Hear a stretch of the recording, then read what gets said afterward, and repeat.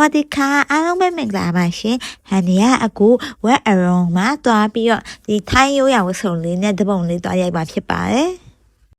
အဲ့ဒီဝက်အရုံဖျားเจ้าနေအရှိမှာ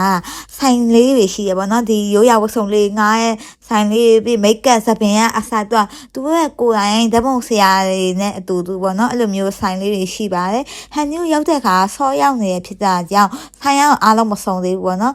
ဟန်နီကိုဆိုင်တစ်ဆိုင်ဝင်ပြီးတော့သူနည်းနည်းမေးကြည့်ပေါ့မေးကြည့်တော့တပုံဆရာခေါ်ရင်ရလဲမခေါ်ရင်လည်းရရပေါ့နော်မိတ်ကပ်တော့မပါဘူးစပင်ရဲ့စပင်ရဲ့ဒီဝတ်စုံရဲ့ငါရမ်းတာပေါ့နော်အဲ့လိုမျိုးဖြစ်ပါတယ်အဲ့တော့ဟန်နီကကြောင့်တပုံဆရာပါခေါ်လိုက်တယ်ပေါ့နော်သူနဲ့တပုံရိုက်လိုက်ပါတယ်ဟန်နီတို့ဒီ3ယောက်ရိုက်တာကိုမြန်မာဝင်တဲ့ဆိုရင်2သိန်းလောက်တော့ကုန်သွားရဲ့ပေါ့နော်အဲ့ဒါဘာပါလဲဆိုရင်မိတ်တိုးရမိတ်ကပ်မပါဘူးဒီစပင်ရဲ့အင်ဂျင်ကဓာတ်ပုံဆရာရဲ့ပေါ့နော်ဓာတ်ပုံကတော့အဲ့လိုမျိုး edit တွေပါရမလုပ်ပေးဘူးပေါ့နော်တခါရိုက်တဲ့ဟာကိုပဲပေးရပါဒါတော့ရိုက်ထားတဲ့ပုံတွေကအချို့ကိုပြရလိုက်တာဖြစ်ပါတယ်အခုဟန်နီကဝက်အရုံဖျားเจ้าနဲ့မြင်ဝင်ချိုးပြလိုက်ပါတယ်အားလုံးပဲကျေးဇူးတင်ပါတယ်